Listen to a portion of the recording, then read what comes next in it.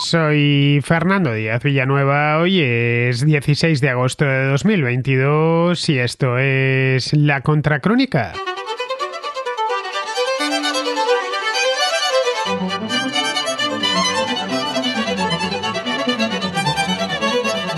El expresidente de Estados Unidos, Donald Trump, se encuentra bajo investigación por posibles violaciones de la ley de espionaje. Esto según se extrae de una orden de registro que emitió la semana pasada un tribunal de Florida y que avaló la Fiscalía General de Estados Unidos. Un total de 11 juegos de documentos clasificados fueron recuperados de la residencia habitual de Trump en Palm Beach, un complejo conocido como Mar-a-Lago, un lugar realmente bonito que tiene un siglo a sus espaldas, durante un registro realizado por el FBI. Los agentes se llevaron 2 docenas de cajas con documentos clasificados como secretos, confidenciales y ultrasecretos, según el inventario que se publicó posteriormente junto a la orden judicial de registro. También se recuperó información relacionada con el presidente de Francia. En las cajas había 4 juegos de documentos de alto secreto, 3 juegos de documentos confidenciales y un juego de documentos marcados como información ultrasecreta y sensible, una categoría con la que el gobierno de Estados Unidos designa la información más delicada y la que debe de ser custodiada en dependencias estatales debidamente protegidas. La orden de registro y la lista de artículos recuperados en Mar-a-Lago se hicieron públicas el viernes pasado después de que el gobierno decidiese compartir la información, alegando el interés que había levantado el caso entre la opinión pública. Trump, de cualquier modo, ya había informado del registro el mismo día en el que se produjo, quejándose además amargamente por él. La orden de registro indica de forma expresa que el presidente está siendo investigado por la sospecha que los agentes del FBI tienen de que el expresidente ha manejado incorrectamente información confidencial del gobierno, por obstruir a la justicia y por posibles violaciones de la ley de espionaje con respecto a la recopilación, transmisión o pérdida de información relacionada con la defensa. Son indicios y está bajo investigación. No significa que sea culpable de eso, ni mucho menos. Lo sería si se le juzga y se le condena. Bien, algo así es la primera vez que sucede en toda la historia. Ningún otro presidente, expresidente en este caso, en más de 2 siglos, había sido investigado y su casa registrada por el FBI, menos aún por algo tan grave como esto. La ley de espionaje data de hace algo más de un siglo, de 1917 exactamente. Fue promulgada durante la Primera Guerra Mundial, poco después de que Estados Unidos se le declarase la guerra a Alemania. Y desde entonces ha sido revisada en varias ocasiones y ha ido ampliando su alcance. Esta ley contempla, por ejemplo, el manejo de información clasificada y el modo en el que ésta se puede compartir con potencias extranjeras.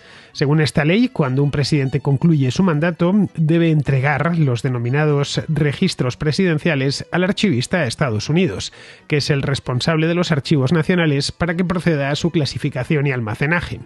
El registro de Mar-a-Lago ha ocasionado un gran escándalo político en Washington, que en pleno mes de agosto y con el presidente Biden de vacaciones, pues funciona a medio gas. Eso sí, el escándalo empezó un par de días antes de que Biden saliese de vacaciones, pero hay muchas cosas que aún no sabemos, como por ejemplo la declaración jurada que proporcionaría una justificación más detallada para el registro del FBI. También desconocemos la metodología y las fuentes de la investigación.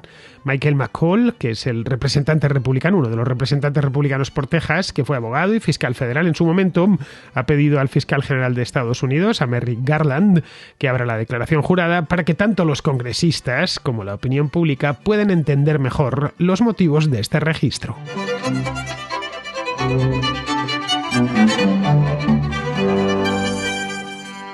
El mes de agosto había empezado tranquilo en Washington. Es un mes que, bueno, aunque no cierran las cámaras, como sí sucede, por ejemplo, en Madrid, donde el Senado y el Congreso de los Diputados se echan el cerrojo. En Estados Unidos no es así. Pero bueno, no suele pasar gran cosa, a no ser que se presente algún problema en el extranjero. Muchos representantes están de vacaciones, aprovechando la canícula, el periodo más cálido del año, al menos en el hemisferio norte. El propio presidente también se va de vacaciones, aprovecha el mes de agosto. No se va todo el mes, pero sí al menos unos días. Bueno, de hecho, el día 10, hace solo menos de una semana, el presidente Biden empezó sus vacaciones en la costa de Carolina del Sur Pero 2 días antes de embarcar en el Air Force One estalló el escándalo. Esto fue el día 8. Antes estaba ya haciendo las maletas Biden y su esposa para marcharse a Carolina del Sur, un lugar, por cierto, también muy bonito, en una isla cerca de Charleston, donde hay un complejo turístico que no debe de ser barato, precisamente. Pero bueno, no deja de ser el presidente de Estados Unidos. Bien, el lunes, se fue del miércoles de vacaciones, pues el lunes 8, agentes del FBI se presentaron en Mar-a-Lago.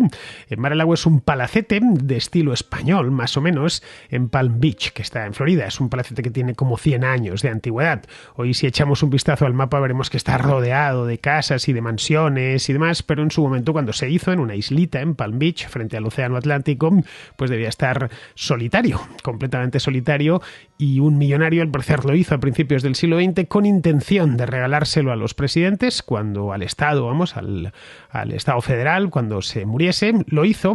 Lo único que el Estado federal no lo encontró interesante para que el presidente pasase sus vacaciones allí y terminó vendiéndolo. Y se lo vendió precisamente a Donald Trump, creo que fue en los años 90, una cosa así, que le gusta mucho aquel lugar y lo eligió primero como su residencia estival o de descanso para pasar allí los fines de semana y luego ya posteriormente pues casi como su residencia principal. Bien, pues se presentaron ahí en Mar-a-Lago con una orden de registro. Los agentes, como os comentaba antes, se llevaron 11 juegos de documentos clasificados como secretos, confidenciales y ultrasecretos. Según esta orden de registro, que al principio fue todo muy confuso porque no lo sabíamos qué estaba pasando exactamente, a mí me pilló esta historia en León la semana pasada, os hice un corto a través de YouTube de 50 o 60 segundos para plantear alguna pregunta, concretamente una pregunta que, por cierto, todavía no ha sido del todo respondida, a pesar de que ha pasado ya más de una semana, y me llamó muchísimo la atención. Me tuve que poner con el teléfono a mirar exactamente qué había pasado, pero no encontraba tampoco respuestas en aquel momento. Estoy hablando del lunes y el martes pasado. Bien, pues la orden de registro, que al principio no era pública, no se sabía porque estaban registrando la casa del expresidente, se hizo pública 4 días después, ya el jueves, a causa del revuelo político en general y el revuelo. Bueno, estando yo en León me enteré, pues cómo nos iban a entrar en Estados Unidos. Pasó la prensa estadounidense a estar tapizada de esta historia en cuestión de horas. Bien, pues como hubo tanto revuelo político, decidieron que iban a hacer pública esta orden de registro, ya la puede leer cualquiera. Según esta orden, el FBI investiga a Donald Trump por 3 posibles delitos federales. El primero es el de la eliminación o destrucción de documentos del gobierno. Ya de por sí solo con ese sería un delito bastante grave. El segundo, por destrucción u ocultamiento de documentos con la intención de impedir, obstruir o influir en una investigación federal. Y el tercero, violar la ley de espionaje, en lo referente a la retención no autorizada de información relacionada con la defensa.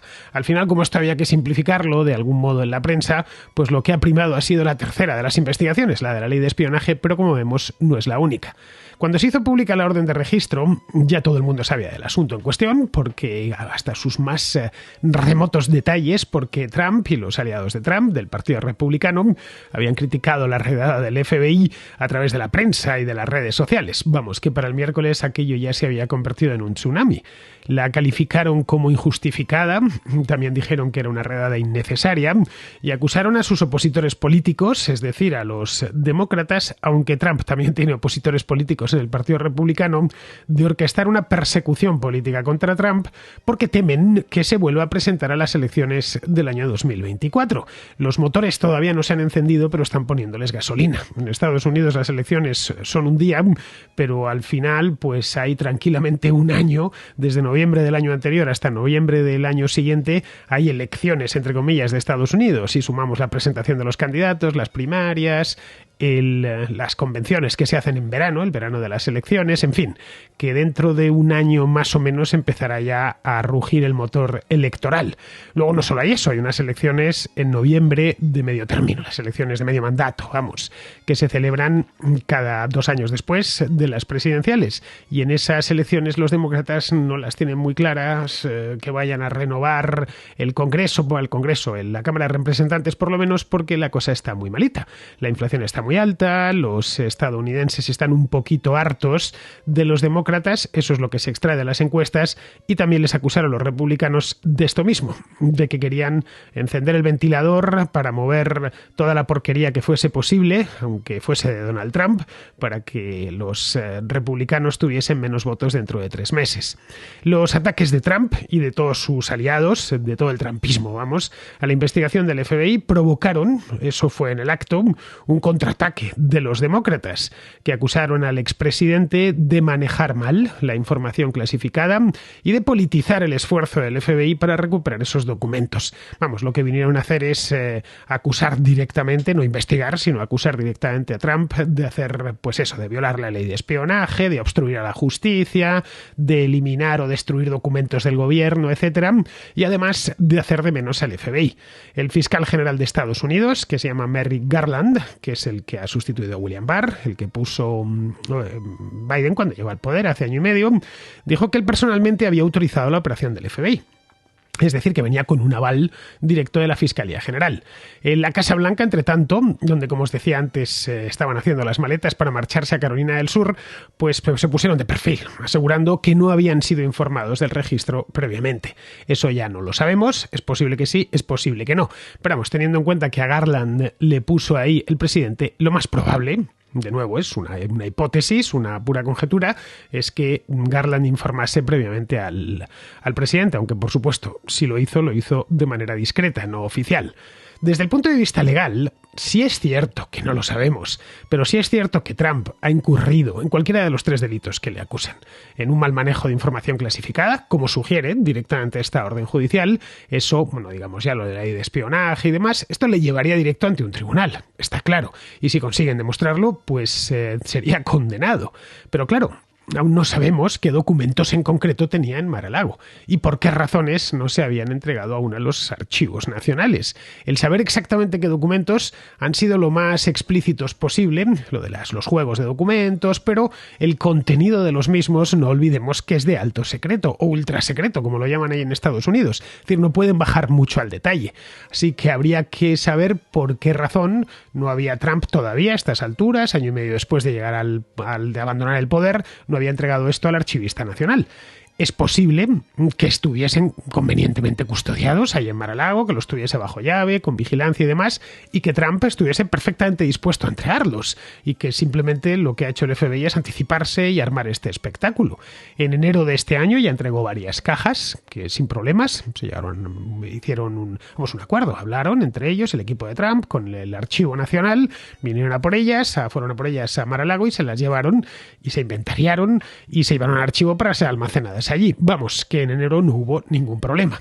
Luego hay otro elemento aquí importante.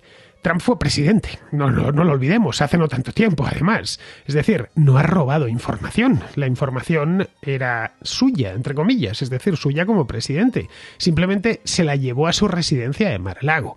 Un lugar en el que pasó y en el que pasa mucho tiempo, pero es que siendo presidente ya pasó muchísimo tiempo allí. En Mar-a-Lago recibió a presidentes extranjeros, por ejemplo, recibió a Xi Jinping en el año 2017, usted recuerda las fotografías, prefirió recibirle allí que en la Casa Blanca, o a Bolsonaro en 2020, el año de la pandemia, también estuvo allí con todo el equipo y organizó todo tipo de reuniones oficiales, de gabinete, vamos, que se gobernó muchísimo desde Mar-a-Lago. Se convirtió en esencia su residencia de descanso, como os decía antes, en una especie de prolongación, o no tanto, incluso lo sustituyó durante temporadas muy largas por la Casa Blanca. A diferencia de otros presidentes, Trump fue muy poco a la residencia oficial de Camp David, en Maryland. Camp David es el retiro de fin de semana o de vacaciones para los presidentes de Estados Unidos, pues desde tiempos de Roosevelt, que fue quien lo estrenó. Tiene una cabina pequeñita, ¿no? Una cabañita pequeñita que le gustaba mucho ir allí, fue creciendo, y en fin, Camp David forma parte de toda la leyenda de la presidencia de los Estados Unidos. Camp David está cerca, está en Maryland, en las montañas de Maryland, a no mucha distancia de Washington. De hecho, me he ido a mirar cuántas veces fue. En todo su mandato, Trump fue a Camp David solo en 15 ocasiones, frente a, por ejemplo, las 150 veces que fue George Bush, las 190 que fue Reagan se pasó los 2 mandatos en Camp David, como podemos ver, o las 40 de Barack Obama. Bueno, Obama llegó incluso a celebrar una cumbre del G8, que estuvo allí Merkel, estuvo François Hollande, lo recuerdo a la perfección, estuvo David Cameron también, lo hizo en Camp David, fue la de 2012, que aparecían todos en una cabaña de madera, sin corbatas y de manera muy informal. Creo que fue la de 2012, quizá la memoria me traiciona y fue la de 2013, no lo sé, pero vamos, que fue hace aproximadamente unos 10 años. Bien, pues Mar-a-Lago era, como digo, la extensión de la Casa Blanca hasta el punto de que desde finales de 2019 Trump durmió muchas más veces allí que en Washington, que en su cama de la Casa Blanca. Tampoco es extraño, ¿eh? Mar-a-Lago tiene un clima tropical privilegiado, un aeropuerto internacional, el de Palm Beach, que está a solo 5 kilómetros de distancia del Palacete Este, y tiene además bastantes campos de golf. No hay más que echar un vistazo a Google Maps en modo satélite y ver la cantidad de verde que se ve de los campos de golf. El golf es un deporte que, como bien sabemos, le gusta mucho practicar a Donald Trump.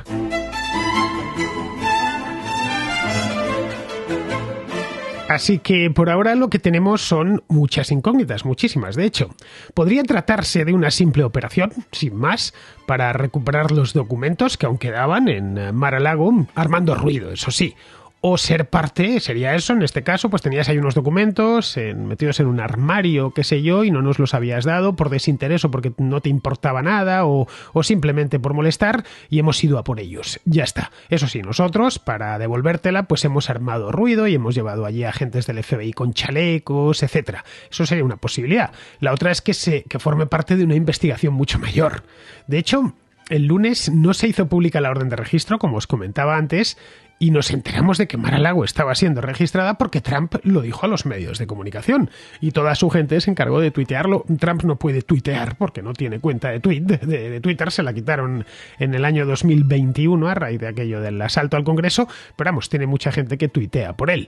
Bueno, pues fue entonces, al día siguiente, cuando el Washington Post publicó que el FBI estaba buscando documentos secretos relacionados con el arsenal nuclear de Estados Unidos. Esos documentos los tenía Trump en Mar-a-Lago. Esto está en el Washington Post. Si estáis suscritos, no tenéis más que ir a ver y leeros bien la noticia. Bien, eso la verdad suena realmente siniestro y provocó que algunos empezasen a especular, sobre todo en las redes sociales, donde se habla demasiado y sin demasiado fondo. Se empezó a especular con la idea de que Donald Trump es realmente un espía extranjero que trabaja para potencias de fuera, que busca vender los secretos nucleares del país a cambio de grandes sumas de dinero. Yo cuando lo estaba leyendo en algunas cuentas de Twitter, la verdad es que me reía porque es tan descabellada la hipótesis que bueno, pero estaban repitiéndolo muchísimo y todo fue a raíz de esta información del Washington Post.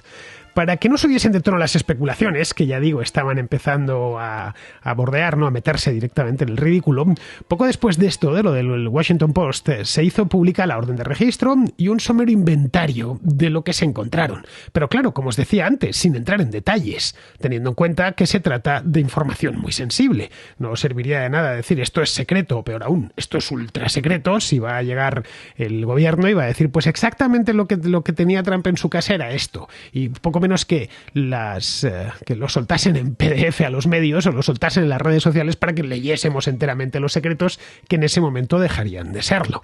Bien, el tema es que el jueves Trump pidió en las redes sociales, a través de personas interpuestas, obviamente, que se publicase lo que se habían llevado de su casa.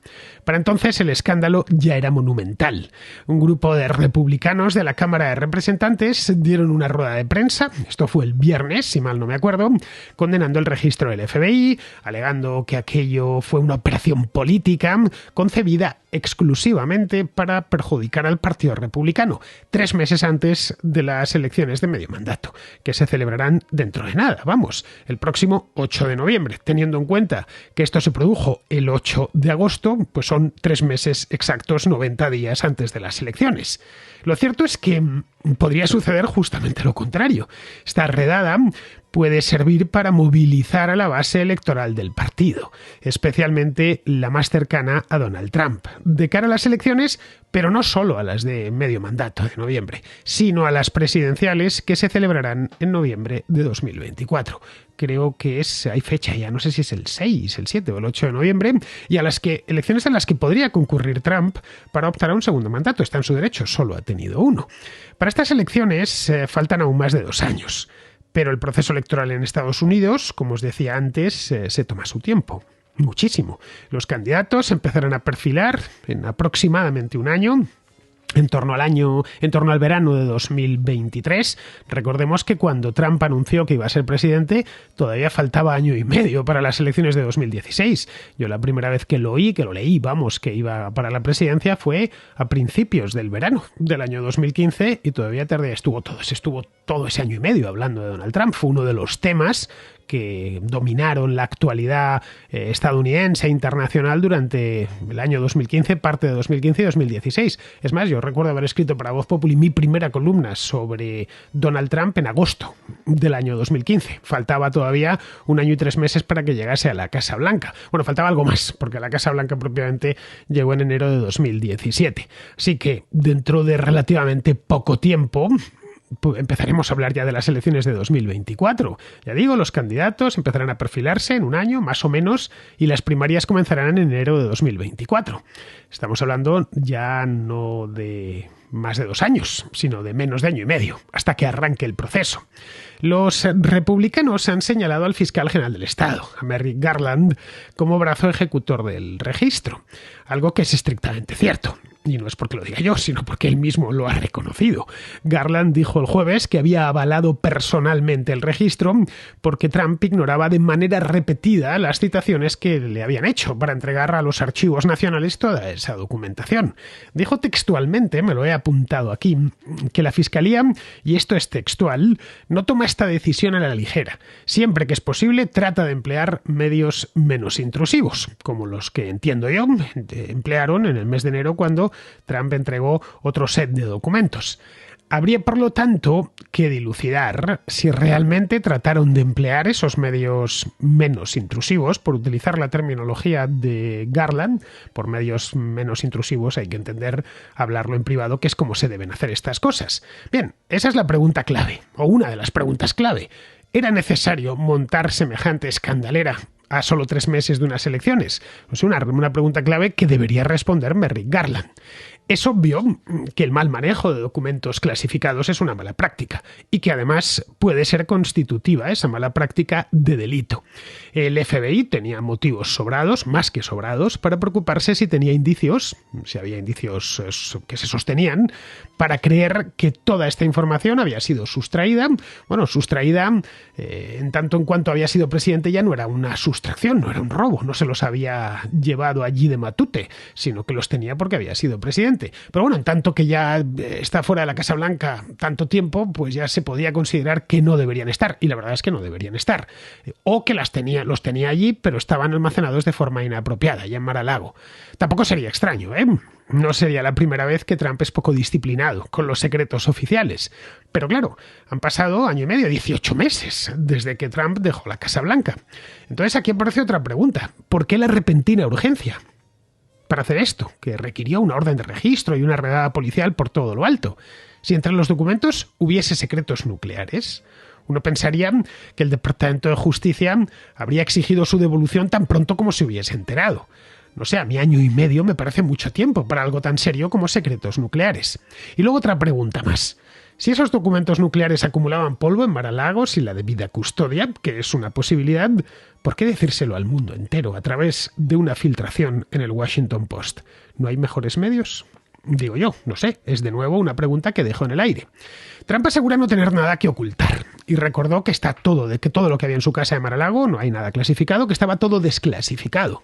Trump fue como presidente, comandante en jefe del ejército de Estados Unidos, de todos los ejércitos, y tenía por lo tanto poderes de clasificación y desclasificación de documentos bastante grandes. Eso podría dificultar un caso penal en su contra. Aunque claro, no sabemos qué otras pruebas tienen en el Departamento de Justicia sobre el manejo de los documentos por parte de Trump. Garland dice que recibió una citación, que Trump recibió una citación para entregar los documentos hace algunas semanas y que directamente la ignoró. No sé, habría que ver esa citación y conocer el motivo por el que fue ignorada. La orden de registro también menciona otro capítulo que, como os decía antes, es el que más importancia han dado los medios. Se llama la USC 793, conocida como la Ley de Espionaje. que, ya digo, la prensa está reclamando como la gran noticia de todo esto. Pero esta ley rara vez se ha empleado y su objetivo es, y se concibió así en 1917, para enjuiciar a las personas que pasan secretos a agentes o a gobiernos extranjeros.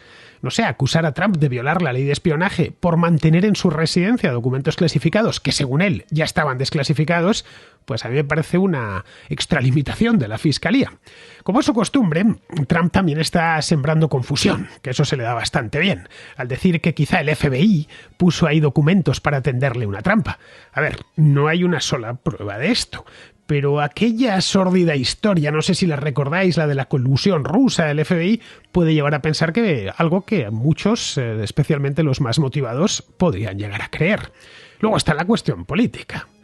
Da igual el número de veces que Merrick Garland diga que nadie está por encima de la ley, que lo ha dicho unas cuantas, porque es que es una perogrullada. Evidentemente, en un país civilizado en el que impere la ley, nadie está por encima de ella.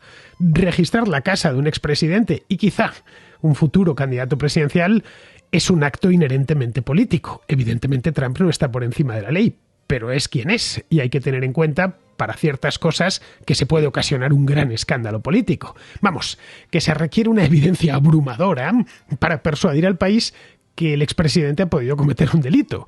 Al firmar la orden de registro en Mar-a-Lago, Garland básicamente lo que ha hecho es romper una norma, digamos, no escrita evidentemente, que se ha mantenido durante 230 años, desde que existe la presidencia de Estados Unidos. Bueno, no más, desde 1789, 233 años. Será mejor que tenga suficientes pruebas para justificarla o estará desatando, creo que ya lo está haciendo, fuerzas políticas incontrolables luego y un precedente legal del que tanto los demócratas como el propio Donald Trump pueden llegar a arrepentirse.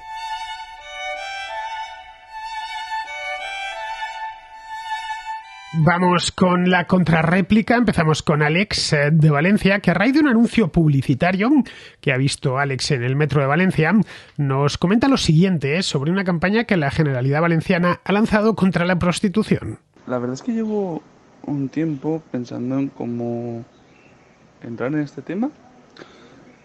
Bueno, esto es una publicidad que está en el metro de Valencia, y que se puede ver claramente. Entonces, yo quería hacer un comentario y pedir tu opinión sobre ello.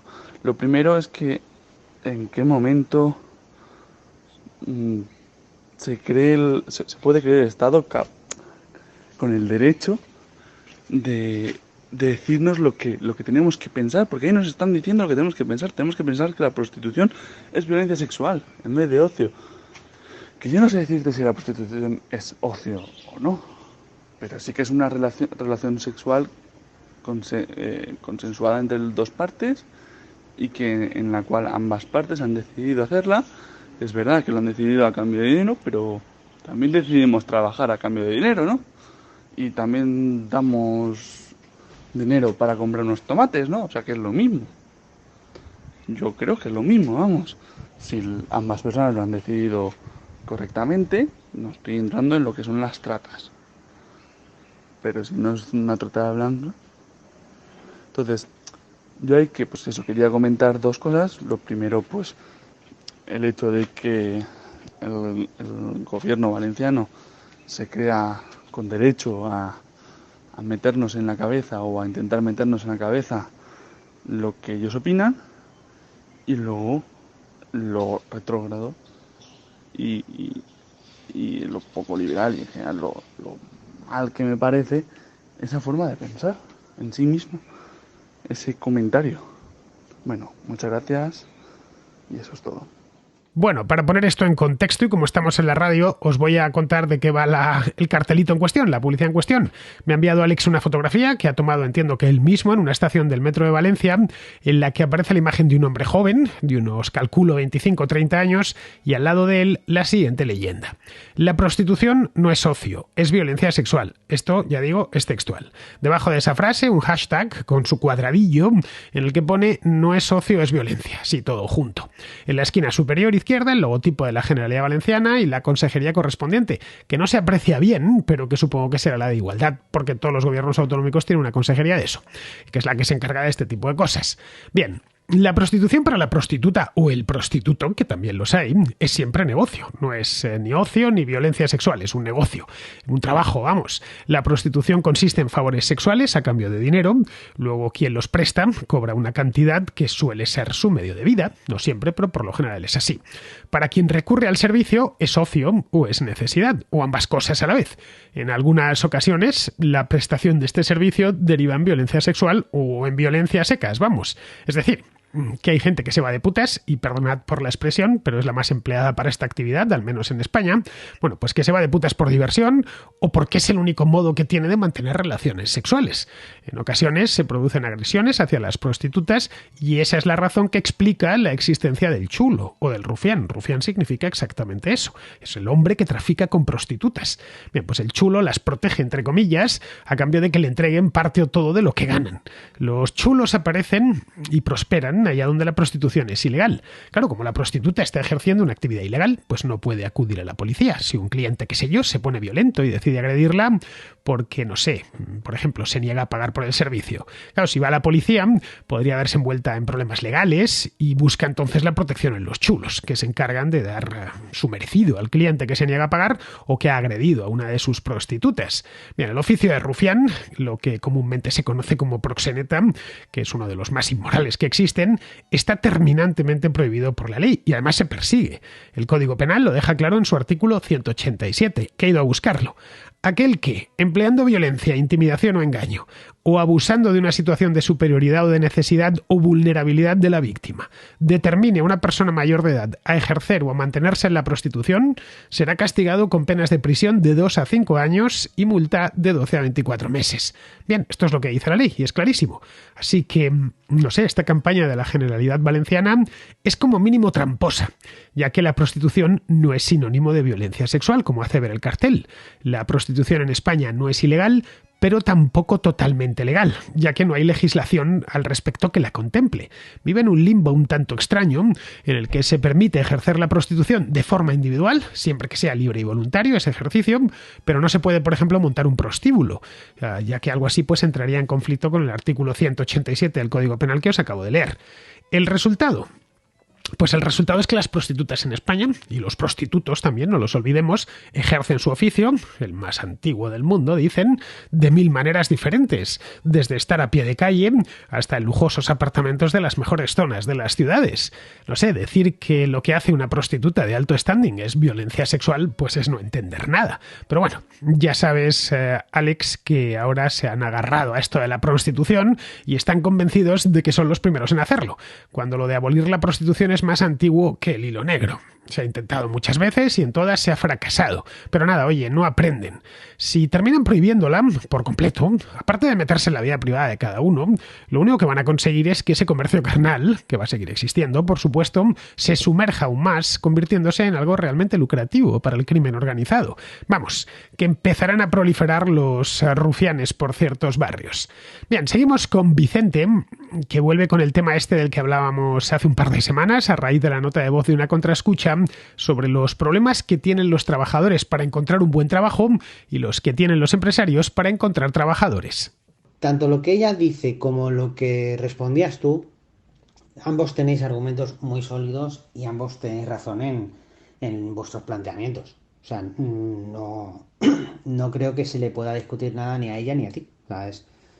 Tenéis, sobre todo, ella en cuanto a la calidad de ese empleo, y tú también en cuanto a explicar los costes que tiene para un empleador contratar a alguien que, pues, para darle salario mínimo, pues le cuesta unos 1.700 mínimo al mes, pues para tener a un tío haciendo algo básico, 40 horas, pero que es necesario en muchas empresas. Es que hay empresas en las que a lo mejor tienes que tener a un tío pues para contar cosas en un almacén o para llevar cualquier historia.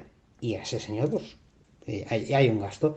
Se da mucho, pues eso que explicabais, de que tú tienes un negocio, imagínate, una peluquería, 2 peluqueros, te empieza a ir bien, empiezas a tener más clientes y hasta que contratas un tercer peluquero, tienes que estar forzando a esos 2 empleados, porque casi te vale más que se empiecen a estar un poco en disgusto trabajando de más, aunque les pagues un plus de productividad y les pagues horas o lo que sea, pero claro, le das a estos señores 300 euros más en la nómina cada uno y estás forzando un mes o dos más en llegar a contratar a una tercera persona que a lo mejor no sabes si vas a tener una estabilidad de ingreso suficiente como para contratarla.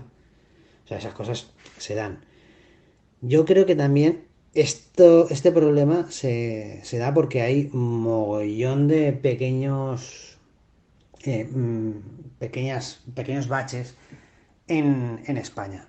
Y uno de ellos que no habéis apuntado es la poca agilidad que hay para contratar y despedir en España sin que sea algo traumático, sobre todo pues, en empleos de que sean estacionales, pues como ocurre ahora en verano, que una persona a lo mejor tiene un bar, necesita un refuerzo y contratar a una persona, pues hay veces que acaban haciéndolo mal, en B o cosas de estas, cuando si hubiera una forma sencilla y que el Estado tampoco metiera ahí un bocado enorme, pues nadie se comería la cabeza. O sea, si no fuera difícil, el dueño de un bar pues contrataría a una persona haciendo las cosas bien. Lo que pasa es que luego están las cosas como son. Después también el revisar un poco el estado de la juventud. O sea, yo conozco muchos chavales más jóvenes que yo que rondan los 20 años y no tienen esa ansiedad que teníamos mi generación. Yo soy algo más mayor, ¿vale? No llego todavía a los 40, pero voy apuntando por ahí. Y veo que los chicos de hoy en día no tienen prisa ninguna por tener ningún ingreso para pagarse sus cositas. Yo me acuerdo de chiquillo que leches. O sea, tú querías un paquete de tabaco, tú querías ir al cine, tú querías ropa bien, o cualquier cosa, o dinero para ir a un concierto y tomarte las cervezas. Y necesitabas una fuente de ingresos porque tus padres no te lo iban a dar. Si te iban a dar algo, te iban a dar muy poco.